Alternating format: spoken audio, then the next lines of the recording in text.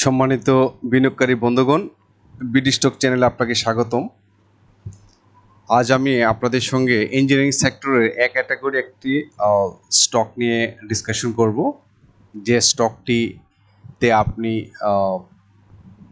Long টার্মের জন্য বিনিয়োগ করলে আপনি এখান থেকে 200% প্লাস প্রফিট টেক করার যথেষ্ট সম্ভাবনা রয়েছে। ফান্ডামেন্টালি অনেক স্ট্রং একটি স্টক। তো সেই স্টকটি হচ্ছে কেডিএস অ্যাক্সেসরিজ লিমিটেড, ইঞ্জিনিয়ারিং সেক্টরের এক ক্যাটাগরি একটি স্টক। তো আলোচনার শুরুতে আমি আপনাদেরকে অনুরোধ করবো আমার বিডি স্টক চ্যানেলটাকে সাবস্ক্রাইব করার জন্য, কারণ আমি প্রতিদিনই ঢাকা স্টক এক্সচেঞ্জের কোনো না কোনো টপিক নিয়ে ভিডিও কন্টেন্ট আপলোড করে থাকি।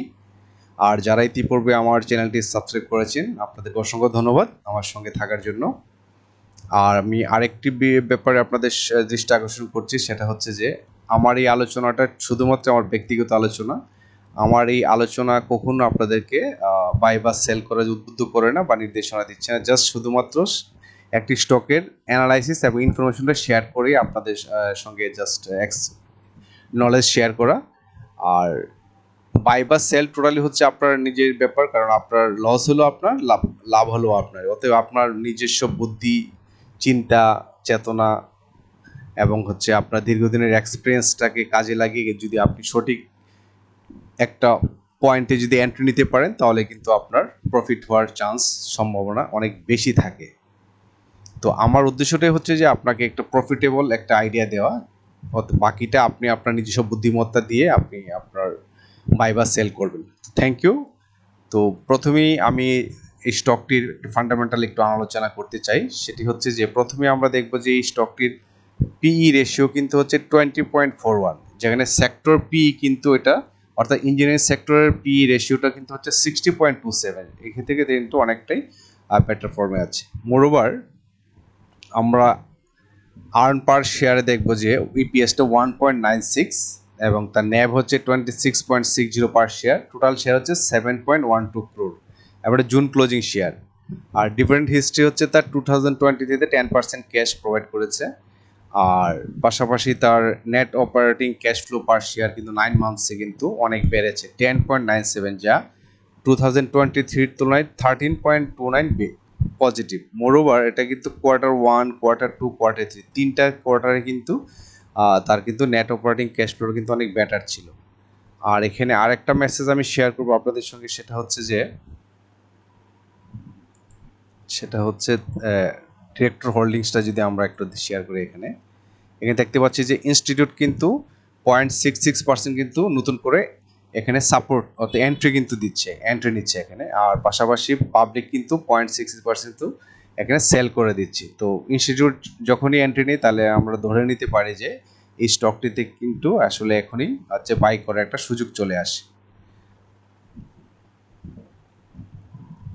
আচ্ছা, এখন আমরা একটু ডিটেলস আর একটু দেখবো যে এখানে যে নিউজে যেটা আসছে এখানে, যে Q3 ব্যাপারে ওনারা বলছে বেসিক ইপিএস ওয়াজ টাকা 0.51 for January to March 2024 as against 0.55 for January to March 2023। অর্থাৎ এখানে কিন্তু গত বছরের তুলনায় এই বছরের যে মার্চ পর্যন্ত কিন্তু ইপিএসটা কিন্তু কম আসছে 0.04। আর পাশাপাশি বেসিক ইপিএস ওয়াজ টাকা 1.47 ফর জুলাই 2023 টু মার্চ 2024, অর্থাৎ 9 মান্থসে এটা বলতেছে। এখানে কিন্তু অনেকটাই কম আসছে, 1.69 ছিল 2023, আর 2024-এ কিন্তু চলে আসছে এখানে 1.47। আর পাশাপাশি net operating cash flow was 10.97 for July 2023 to March 2024 as against 2.32 for July 2022 to March 2023। অর্থাৎ এনওসি এফপিএসটা কিন্তু হচ্ছে যথেষ্ট গ্রোথ আসছে এই বছর গত 2023 তুলনায়। এবং net asset value per share was taka 26.60 as on March 31st 2024 and টাকা 26.13 as on June 2023। অর্থাৎ 23 লাস্ট ইয়ারের তুলনায় এই বছর কিন্তু তাদের ন্যাপটাও কিন্তু বেড়েছে, যা হচ্ছে প্রায় বেড়েছে হচ্ছে এখানে কত আগে ছিল হচ্ছে এখানে 0.13, মানে হচ্ছে 0.47 কিন্তু ন্যাপটাও বেড়েছে।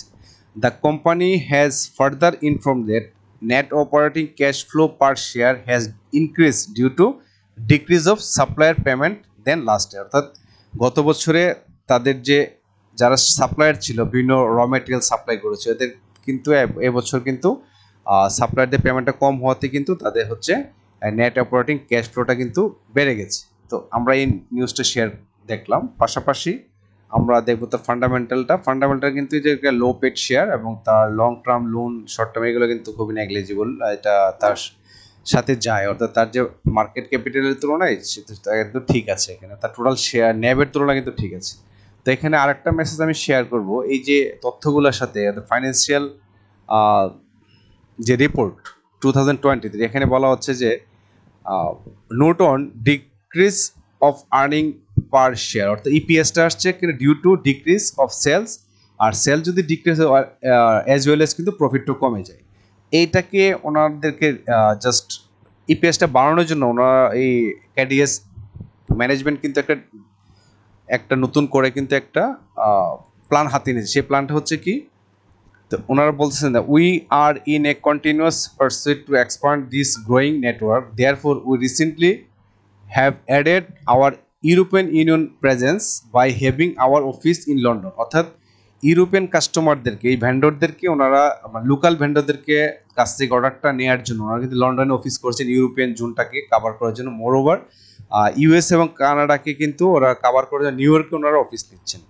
তো এই যে প্ল্যান, এই প্ল্যানে কিন্তু ওনাদের কিন্তু আস্তে আস্তে কিন্তু ইপিএসটাও বেড়ে যাবে, ওদের কিন্তু কোম্পানির সেলটাও বেড়ে যাবে। এই মেসেজটা ওনারা শেয়ার করছেন এখানে। পাশাপাশি আরেকটা মেসেজ এখানে বলবো যে নেট অপারেটিং ক্যাশ ফ্লোটা আমরা দেখলামই যে এটা লাস্ট ইয়ারের তুলনায় অনেক বেড়ে গেছে, পাশাপাশি ন্যাপটাও কিন্তু বেড়ে গেছে আমরা এখানে দেখলাম। তো এখানে আরেকটা মেসেজ ওনারা শেয়ার করছে যে এই কথা বলছেন যে our total revenue experienced a 30% decline in comparison to the previous year, primarily attributed to a significant drop in sales in global market, notable in Europe and USA. Europe এবং USA মার্কেটের কাস্টমাররা কিন্তু ওনারা সেলটা হারিয়েছেন, যার ফলে কিন্তু ওনারা এখানে কিন্তু একটা ইনিশিয়েটিভ নিয়েছেন, যার ফলে ওনাদের ইপিএসটাও কিন্তু বাড়ার সম্ভাবনা রয়েছে। মোরওভার এখানে আরেকটা 2023 ডাটা থেকে আমরা দেখতে পারতেছি যে তাদের গ্রস প্রফিট কিন্তু 2020 কিন্তু বেড়েছিল 11.74, আর এটা ট্যাক্স দরকার না। আর হচ্ছে ইপিএসটা হচ্ছে কিন্তু আমরা দেখলাম যে 2.15 ছিল হচ্ছে 2023-তে, তার এখন আমরা যে ইপিএস দেখতেছি তার এখানে কিন্তু 1.96, তার মানে 0.18 কিন্তু ডিফারেন্স। কিন্তু যেহেতু ওনারা একটা ইনিশিয়েটিভ নিয়েছেন বিশেষ করে ইউরোপ ইউএসএ কানাডা এইসব রিজনের বায়ারদেরকে ওনাদেরকে অর্ডারটা এনশিওর করার জন্য ওনারা কিন্তু লোকাল অফিস সেলস অফিস খুলেছেন, এখান থেকে কিন্তু বায়ারদের সাথে একটা কমিউনিকেট করে কিন্তু ওনাদের প্রোডাক্টগুলো সেল করতে পারবে। তো সেই ক্ষেত্রে কিন্তু আমার মনে হচ্ছে যে এই যে -0.18 এটা রিকভারি কিন্তু ইপিএসটা বেড়ে যাবে, আর ইপিএসটা বেড়ে গেলে কিন্তু তার পি রেশিওটা কিন্তু অনেক কমে যাবে, এবং তার ন্যাপটা তো আমরা দেখলাম 26.60, এটা কিন্তু আগের তুলনায় কিন্তু 2020 তুলনায় 0.47 কিন্তু ইনক্রিজ। তো এই ছিল। আর পাশাপাশি আরেকটা মেসেজ শেয়ার করবো যে ডিভিডেন্ড ইল্ড তো 2.50%। আমরা জানি যে 2 to 5 or 6 কিন্তু হচ্ছে স্ট্যান্ডার্ড ডিভিডেন্ড ইল্ড যদি থাকে তাহলে আপনি ধরে নিতে পারেন যে এই স্টকটি কিন্তু যথেষ্ট ফান্ডামেন্টালি একটু বেটার, যদি এটা লো পেড শেয়ার। আর জুন ক্লোজিং শেয়ার এটা এই হচ্ছে। আর আমরা তো দেখলাম ইনস্টিটিউট কিন্তু বাই করতেছে। তো এখন আমরা চলে যাব হচ্ছে টোটালটাই আমরা চলে যাব এখানে হচ্ছে আমরা চার্টে চলে আসছে। চার্টে আসলে আমরা প্রথমে আমি সবসময় যে জিনিসটা আমি ফোকাস করি সেটা হচ্ছে যে আরএসআই যে ইন্ডিকেটরটা আমাদেরকে ইন্ডিকেট করতেছে যে আমাদের সাজেশন দিচ্ছে যে বা সিগন্যাল দিচ্ছে যে এটা কিন্তু এখন আপ ট্রেন্ড হওয়ার একটা প্ল্যান করতেছে ডাউন ট্রেন্ড শেষে। মোরওভার আমরা যদি হিস্টোগ্রাম বারের যে অ্যানালাইসিসটা এটা যদি আমরা করি তাহলে এখানেও কিন্তু দেখবো যে আমরা এখানে কিন্তু কারেকশনের শেষে যে লাইট হয় হিস্টোগ্রামের বারটা এটা কিন্তু অলরেডি কাউন্ট শুরু হয়ে গেছে, তার মানে হচ্ছে আমরা দেখতে পাচ্ছি কিছুদিনের মাঝে কিন্তু সে এমএসিডি ক্রসওভার করার একটা চান্স আছে। তো সেই ক্ষেত্রে আমরা চলে যাব এখন ক্যান্ডেল প্যাটার্নে, অর্থাৎ দুইটা ইন্ডিকেটরে কিন্তু আমাদেরকে একটা পজিটিভ সিগন্যাল দিচ্ছে। তো আমরা যদি ক্যান্ডেল প্যাটার্নের দিকে তাকাই তাহলে দেখবো যে এটা কিন্তু লোয়ার লো কিন্তু অলরেডি করে ফেলছে। এটা হচ্ছে কবে লাস্ট ছিল কবে জুন মাসে, এটা কিন্তু জুনে কিন্তু এটা অলরেডি লোয়ার লো ক্লোজ করে ফেলছে। তো এই ক্ষেত্রে এখন কিন্তু তার শুধু হচ্ছে জাস্ট ফরওয়ার্ডিং হওয়া, অর্থাৎ আমি বলতে চাচ্ছি যে এই স্টকটি কিন্তু এখন শুধু হায়ার হাই ক্রিয়েট করে তার যে লেভেল একটা, অর্থাৎ তার লেভেলটা বলতে আমি বুঝাতে চাচ্ছি এখানে যে এই যে লেভেলটা, অর্থাৎ এই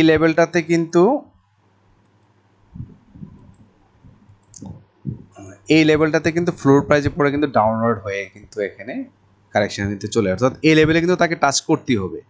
এই লেভেলে টাচ করতেই হবে, করার পরে কিন্তু সে এই লেভেলে কিন্তু যে নতুন করে একটা হায়ার হাই ক্রিয়েট করবে, যেখানে তার সর্বোচ্চটা ছিল 125.8, অর্থাৎ 125-26 টাকার লেভেলে কিন্তু সে হাই ক্রিয়েট করেছিল। তো এখন তারপরে তার এভাবে কাজ করে কিন্তু তার হাইটের লাস্ট সর্বশেষ যে হাইটা ক্রিয়েট 101.9, অর্থাৎ 100 টাকা কিন্তু সে হায়ার হাইটা ক্রিয়েট করেছিল। তো এই ক্ষেত্রে আমরা দেখতে পাচ্ছি যে এখন কিন্তু তার যে কারেকশনটা, অর্থাৎ এই যে সর্বোচ্চ লেভেলটা দিয়েছিল হচ্ছে তার সর্বোচ্চ যে স্কোরটা 100 কত ছিল, 120 নাকি 120, এটা লেভেলটা 126 প্লাস, এই লেভেলটা করেছিল হচ্ছে 2018-এ। তো এইটা কিন্তু আপনার কারেকশন হয়ে হয়ে কিন্তু এ লেভেলে আসে, তারপর কিন্তু আবার একটু আপ ট্রেন্ডের একটা প্ল্যান করে এই লেভেল পর্যন্ত আসে, অর্থাৎ 2018 সালের পর থেকে সে সর্বশেষ তার কারেকশন পর্যন্ত হয়েছে 2020, 2 বছর কারেকশন হওয়ার পরে কিন্তু আবার আপ ট্রেন্ড হয়ে কিন্তু সে আসছিল 2022 সালে কিন্তু এই হাইটা ক্রিয়েট করেছে 100 টাকায়। তো এখনও কিন্তু সে একদম লোয়ার লোতে সে হিট করে কিন্তু এখন কিন্তু আপ ট্রেন্ডে যাওয়ার একটা প্ল্যান করতেছে। তো এক্ষেত্রে আপনি যদি এখানে একটা ভালো এন্ট্রি পয়েন্ট নিতে পারেন, অর্থাৎ ভালো আপনি বিবেচনা করে, বিশেষ করে এখন যে টাইমটা আছে, this is the right time for buy, কারণ ইনস্টিটিউট অলরেডি বাই করতেছে।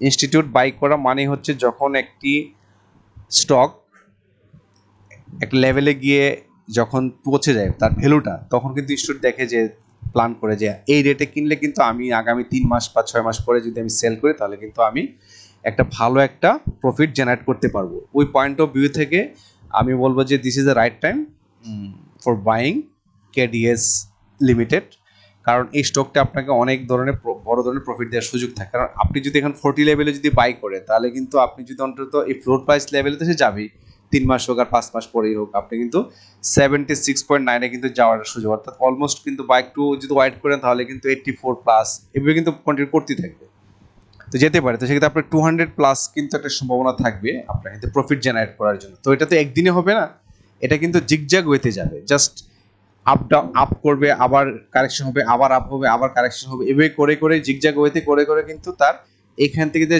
তার প্রথম যে তার মাইল স্টোনটা টাচ করে সেটা হচ্ছে 65 লেভেল, অর্থাৎ এই 65 লেভেলে কিন্তু সে টাচ করে তারপর ওই লেভেল করতে, এই যে 65 লেভেল, এই 65 লেভেলে তাকে আসার পর কিন্তু তার হচ্ছে নেক্সট টার্গেট হবে 76.9, অর্থাৎ যেখানে সে ফ্লোর প্রাইস ছিল এই লেভেলে কিন্তু আসার পর সে আপ টার্ন নেবে। অর্থাৎ আপনি যদি একটু ধৈর্য ধরে বিনিয়োগ করেন এবং এখান থেকে কিন্তু আপনি ক্যাশ ডিভিডেন্ডও ভালো পাচ্ছেন, ডিভিডেন্ড ইল্ডও ভালো দিচ্ছে, তো সেক্ষেত্রে আপনি কিন্তু ডিভিডেন্ডও ভালো পাবেন, আপনার কিন্তু প্রফিটটাও কিন্তু ভালো জেনারেট হবে। তো এইটাই জিগজ্যাগ ওয়েতে যাবে। তো এখানে আমি মনে করি যে বর্তমানে যদি সে 40 টাকায় আছে, আগামীকালকে সে যথেষ্ট পজিটিভ এবং গ্রিন সিগন্যাল দেওয়ার একটা চান্স যথেষ্ট আছে, প্রচুর বাইরে এখানে চলে আসছে। তো সেই ক্ষেত্রে তার প্রাথমিকভাবে সে এই জায়গাতে রেজিস্ট্যান্স ফিল করবে, এখানে তার ভালো রেজিস্ট্যান্স আছে 43 টাকায়। এই 43 টাকায় যাওয়ার পরে যদি সে এটাকে ওভারকাম করতে পারে তাহলে কিন্তু তার পরবর্তী গন্তব্য হয়ে যাচ্ছে এই জায়গায়, অর্থাৎ একটা পিক দিবে এখানে এসে 43টা একটা পিক পাবে, নেক্সট পিকটা সে পাবে হচ্ছে এই লেভেল, অর্থাৎ 44.6 বা 45 এই লেভেলে একটা পিক দিবে, তারপরে হয়তো একটু কারেকশন হবে, এই লেভেলে আসতে পারে বা একটু নিচেও আসতে পারে, তারপর কিন্তু সে আপ ট্রেন্ড হয়ে এই লেভেলটাতে, অর্থাৎ এখানে কিন্তু এই যে এই জায়গাতে যাওয়ার, অর্থাৎ 48 সামথিং এভাবে করে জিগজ্যাগ করে কিন্তু সে এই লেভেলটা টাচ করবে, অর্থাৎ 65 টাচ করবে, তারপর 76 পয়েন্ট। আসলে এটা আপনাদেরকে আমাকে থিঙ্ক করে আপনাকে যে এই স্টকটা কিন্তু আপ ট্রেন্ড হয়ে হয়ে আপনাকে 200% পর্যন্ত প্রফিট দেওয়ার মতো একটা সুযোগ তার রয়েছে। আর এগুলো হচ্ছে সেটা হাইপোথিসিস ধারণা, এখানে কম বেশি হতে পারে, আপ ডাউন করতে পারে। যদি 43 টাকায় পিকটা দেওয়ার পরে এটা কিন্তু এই লেভেলেও আসতে পারে, অর্থাৎ এটা কিন্তু 42তেও আসতে পারে এই লেভেলে, এখান থেকে কিন্তু আবার বড় একটা পিক দিবে, আবার এটা এখান থেকেও কিন্তু আবার দেখা যাচ্ছে এটা আরেকটু নিচেও আসতে পারে, এই লেভেলে এসে কিন্তু আবার বড় একটা পিক দেবে। জাস্ট টোটাল সিনারিটা হচ্ছে এটা যে আপনাকে এখানে বড় বড় পিক দিয়ে কিন্তু সে আলটিমেটলি কিন্তু 65.65-এ যাবে, তারপরে কিন্তু হচ্ছে সে এখান থেকে 76.9, এই যে 76.9 এই লেভেলে কিন্তু সে টাচ করবে। তো অতএব আপনি এখান থেকে আবার টাচ করার পরে কিন্তু সে আবার 84 এভাবে কিন্তু সে কন্টিনিউ আপ করবে, কারণ তার কিন্তু লোয়ার লোটা সে করে ফেলছে, এখন সে হাই হাই করে কিন্তু সে আপ ট্রেন্ড মুখী হওয়ার একটা প্ল্যান করবে। তো তো কেডিএস নিয়ে আপনাদেরকে বলার শুধু একটা উদ্দেশ্য যে অনেকে দেখাচ্ছে যে লো পেড শেয়ারে যেহেতু ভ্যালুটা কম আছে, কম ভ্যালুতে কিন্তু আপনি একটা ভালো একটা প্রফিট জেনারেট করতে পারেন যেহেতু তার লো পেড। তো সেই ক্ষেত্রে দীর্ঘমেয়াদী পরিকল্পনা করতে পারেন যেহেতু এটা এক ক্যাটাগরি একটা স্টক 10% দিচ্ছে, তো সেক্ষেত্রে আপনি হয়তো একটা ভালো প্রফিট জেনারেট করতে পারেন। তো আপনাকে অবশ্যই একটা ধৈর্য ধারণ করতে হবে, এটা কিন্তু ধৈর্যের। এখানে আপনি যদি শর্ট টার্মের জন্য করেন তাও করতে পারেন, শর্ট টার্মে 15-20% 30% প্রফিট নিতে পারেন। আর যদি একেবারে লং টার্মের জন্য করতে চান তাহলে আমার মনে হয় এটা আপনি বাই করে পরবর্তী আপনি হয়তো যখন আবার রেটটা ফল করবে তখন আপনি আবার আরও কিছু বাই করেন, কিন্তু তাকে কিন্তু এই লেভেলে আসতেই হবে, 76.9-এ সে আসতেই হবে, এখানে আসবে, এখানে আসার পরে তারপরে সে অন্য চিন্তা ভাবনা করবে, এখান থেকে হয়তো আবার কারেকশন আসতে পারে, কিন্তু একসময় কিন্তু জিগজ্যাগ করে করে তাকে কিন্তু 84 বা 85 87 90 এই লেভেল কিন্তু তাকে আসতে হবে। তো সম্মানিত বিনিয়োগকারী বন্ধুগণ, এই ছিল আজকে কেডিএস অ্যাক্সেসরিজ নিয়ে আপনাদের সঙ্গে ডিসকাশন। তো আপনাদের বুদ্ধিপথ এবং জ্ঞান বুদ্ধি এবং এক্সপিরিয়েন্স শেয়ার করে আপনারা এই স্টকটি নিয়ে একটু প্ল্যান করতে পারেন দীর্ঘমেয়াদী বিনিয়োগের জন্য। তো আমার প্ল্যানটাই থাকে যে আপনাদেরকে কিছু হেল্প করে, যা বিশেষ করে আপনারা একটু প্রফিট নিয়ে বেরিয়ে আসা, কারণ ট্রেডিং থেকে কিন্তু খুব একটা ভালো আপনি রেসপন্স পাবেন না, কারণ ট্রেডিং কিন্তু রিস্কি জিনিস। আপনি তো ভাবতেছেন বাড়বে, 2 দিন পরে ড্রপিং করতে আপনারা তো একটু প্রবলেম ফেস করতে পারেন, বাট লং টার্মে কিন্তু share market is good. Long টার্মে কিন্তু আপনি লুজার কম হবেন, কিন্তু শর্ট টার্মে করতে গেলে, বিশেষ করে আপনি ট্রেডিং করতে গেলে, সুইং ট্রেডিং করতে গেলে কিন্তু একটু আপনি দিন শেষে কিন্তু বা এন্ড অফ দ্য ইয়ারে দেখবেন যে আপনি খুব একটা প্রেশার ভালো একটা প্রফিট নাও করতে পারেন, কারণ আপনি ঘন ঘন ট্রেড করলে হয় কি আলটিমেটলি কিন্তু ব্রোকারেজ হাউজের লাভটা বেশি হচ্ছে, কারণ তার আপনি কেনার সময় তাকে কমিশন দিচ্ছেন, আবার কিন্তু সেল করার সময়ও কিন্তু তাকে কমিশন দিচ্ছেন। তো ultimately say gate benefited, but আপনি কিন্তু এন্ড অফ দ্য ইয়ারে বা এন্ড অফ দ্য মান্থে বা এন্ড অফ দ্য ডেতে কিন্তু আপনি খুব একটা প্রফিটেবল হবে মনে হয় না। আর শেয়ার মার্কেটটা কিন্তু হচ্ছে এটা একটা যে ডেইলি মার্কেট না, যে আপনি 5 টাকার জিনিস কিনে 2 টাকা বিক্রি প্রফিট করে রাখবেন, ওরকম না। এটা কিন্তু হচ্ছে শেয়ার মার্কেট মানে হচ্ছে আপনি একটা বিনিয়োগ করা, এখানে বিনিয়োগ করলে কিন্তু একদিনে বিনিয়োগটা করতে হবে লং টার্ম, বেশ মিনিমাম 3 মাস 6 মাসের জন্য যদি প্ল্যান করে বিনিয়োগ করতে পারেন তাহলে অনেক শেয়ার থেকে আপনি প্রফিটেবল হতে পারেন। আর উল্টা হলে তো উল্টা হবে স্বাভাবিক। তো সেক্ষেত্রে আমি আপনাদেরকে সবসময় চেষ্টা করি যে ফান্ডামেন্টালি এবং ভালো স্টকগুলো নিয়ে আপনারা যদি একটু প্রফিট অর্জন করতে চান তাহলে এই স্টকগুলো নিয়ে দেখতে পারেন, এবং এটাই আমার পরামর্শ থাকে। তো থ্যাংক ইউ এগেইন আমার বিডি স্টক চ্যানেলে থাকার জন্য। তো আগামীতে নতুন কোনো টপিক নিয়ে, নতুন কোনো স্টক নিয়ে আপনাদের সঙ্গে হাজির হব। ততক্ষণ সবাই ভালো থাকবেন। আসসালামু আলাইকুম।